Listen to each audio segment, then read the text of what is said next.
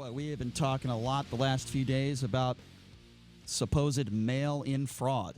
We had Hogan Gidley on yesterday, who works in the Trump administration. Of course, he's the works for the campaign now, the former deputy press secretary, actually. And he was talking about the fraud and the concern, and it happens more on the Democratic side than on the right. Well, the guy we have this on the line right now is somebody that I certainly want to talk to about this specific issue. His name is Charles Stewart III. He's a political science professor at M.I.T. Charles, I appreciate you joining us. How are you? I'm doing well. How are you? Doing good, Charles. Thank you, Charles. Let me just start out by asking you this question flat out. The president is saying he has no problems with mail-in voting in Florida, but yet he files a lawsuit against Nevada. What is the difference between Florida and Nevada? Why is he doing that? Well, he lives in Florida and not in Nevada. I mean, that's one answer. Mm-hmm. I mean, another one. I mean, look, to be a little more serious about this. I mean, I think that Florida's been doing what they've been doing for a long, long time, and they've had high volumes of mail balloting as well as in-person voting for a long, long time. I think the issue in Nevada is clearly a political one. It's a fight between the parties about the modes of voting, and there are people who have theories in their minds about whether mail balloting favors Democrats or Republicans. Mm-hmm. And I think it's probably fair to say that Democrats believe that it's good for them if they have more mail balloting. In fairness, they probably also believe it's good public health to have more mail balloting, but political advantage is probably part of it. And I suspect that President Trump's campaign also believes that they would be hurt by mail balloting, which I think is probably not true. But this is how, throughout the country, this is how this is evolving. The two parties fighting over how we're going to vote in November with, reinforced by beliefs that these different modes, especially the mail balloting, helps Democrats and hurts Republicans.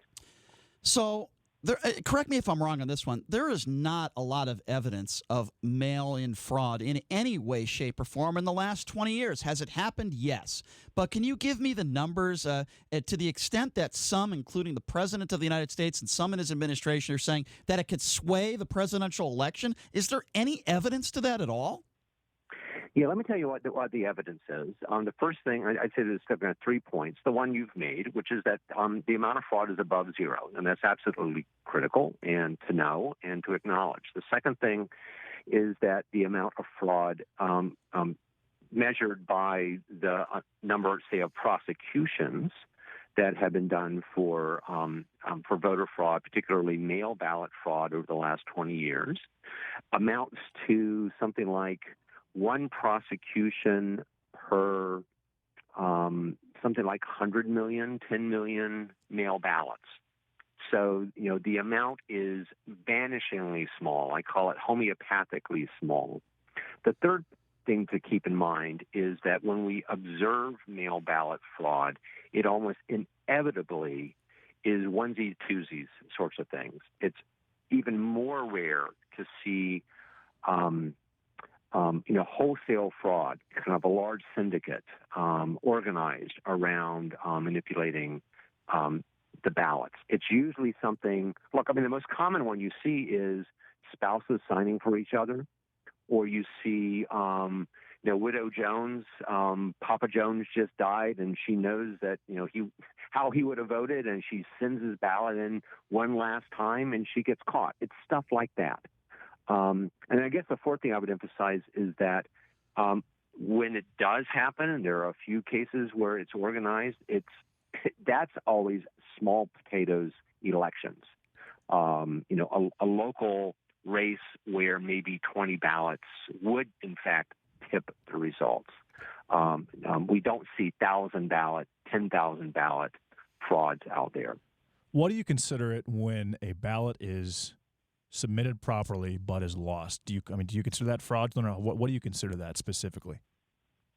Well, it can get lost for a lot of reasons, and I've the research that I have done has actually been on this question of quote unquote lost ballots. And if you think about it from the perspective of a voter who believes that they've done everything right, Right.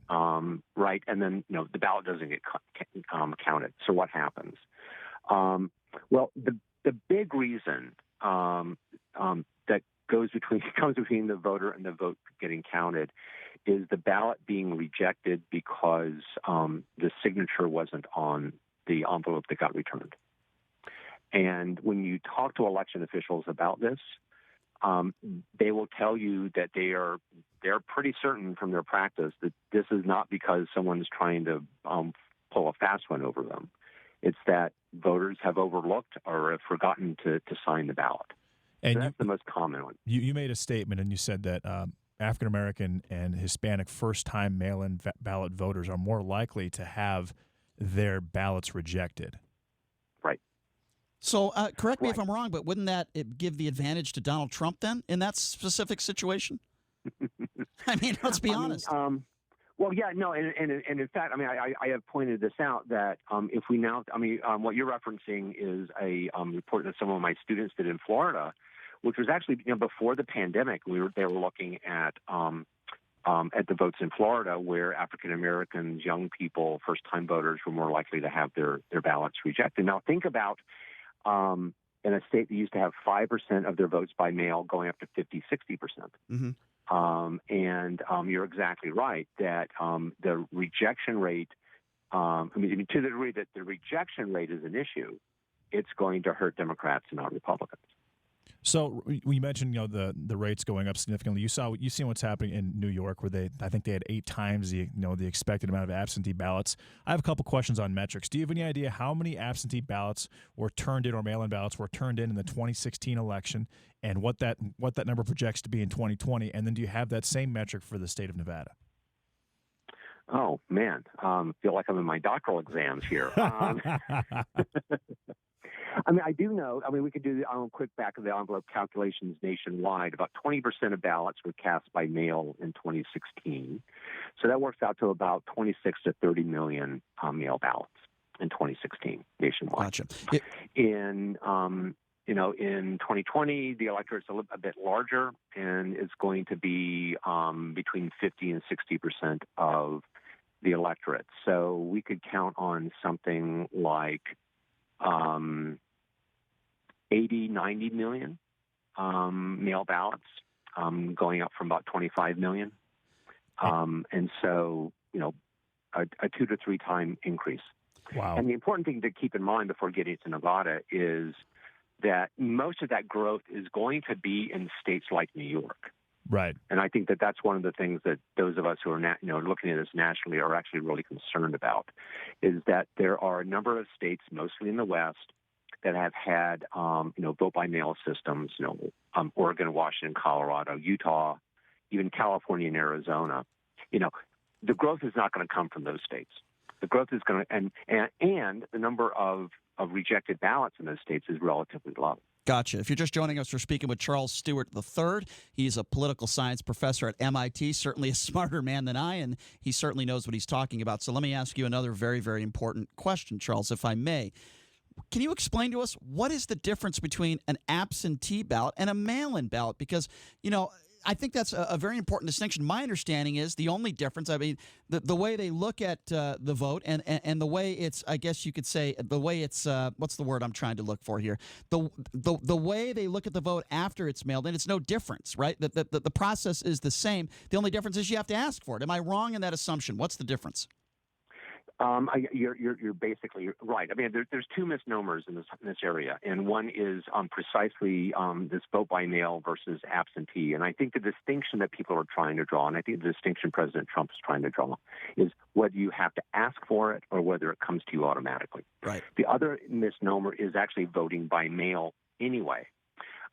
Most voters in the states, in the so-called vote by mail states, actually return their ballots in person. Mm-hmm. And so it really is a ballot distribution system. It is not a complete mailing system. And for example, actually, did you take a look at AB 4, the bill that Steve Sisolak passed a couple of days ago? Yeah. Part of that bill, couple of things people are afraid of is one, that you have the chance to you get a ballot, every single resident gets a ballot. You get a ballot, and then you can also vote in person, and you'll be able to vote twice. The other thing is that you can actually turn your, like you mentioned, you can actually turn your ballot in person until November 10th as part of that bill.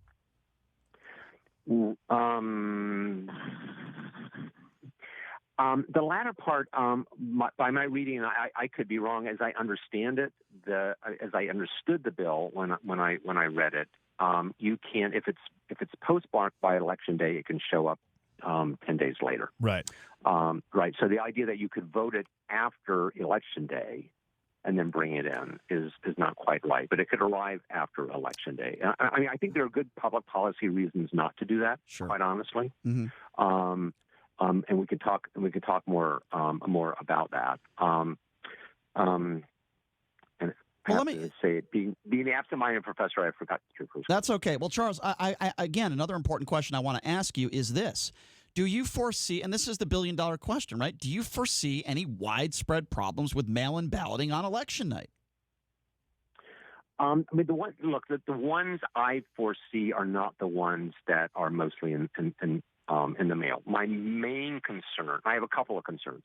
One, very quickly, one is just that as a voter, when you mail the ballot in, you aren't warned if you've made a mistake. Many voters aren't going to be warned in time if they've left the signature off, et cetera. So I'm concerned about that. But mostly what I'm worried about is what happens after Election Day. If there's a close election, those rejected ballots become the fodder for lawsuits, for confusion, for tweets of all sorts. And the more of those you have, the worse it is. It's also in many states just going to take longer to vote. Longer to count. Let me tell you something, Charles. That makes so much sense to me. And I feel like, and I don't want to just blame Republicans, but you're hearing a lot from the right about mail-in, voting problems. They're not talking about that. They're talking about the wrong issue here. You nailed it, and this is why we wanted you to come on. That makes sense to me, what you just said, but it seems like Republicans are complaining about the wrong issues. What they're talking about, there's no sufficient evidence, at least not a lot of it, to support what they're saying. I mean, am I wrong in sharing that thought? I'd say two things. One, I'd say that you're basically right, that what they're talking about, mostly this debate is not the important things. And I would say I think that there is a reasoned discussion to be had about the best way to vote under these certain circumstances, and the details of even AB4. I mean, reasonable people will disagree, but I think we all have to agree that we need to get people out of polling places on Election Day for public health, and mail balloting has to be a critical part of that. Sure, and I got to tell you, Charles, you're a breath of fresh air, my friend. That's why I was never smart enough to go to M.I.T. Certainly not smart enough to be a professor there, Charles. But at least we learned one thing, that it is possible for a professor at M.I.T. to lose his train of thought and forget something. That is possible, right, Charles? That never happened before. Charles, I really do appreciate you coming on our show, taking the time, my man. You're a breath of fresh air, and thank you for filling us in on this. And appreciate your time. Pleasure. Thank you so much. Yeah, thanks a lot, Charles. All right, he is smart guy, Charles Stewart III. If your name is Charles Stewart III, you have to be smart, right? Political science professor at MIT. I'm so glad he cleared that up for us. He gave some thoughts on some issues that are an issue, or that he could foresee an issue. It's just not what Republicans are talking about.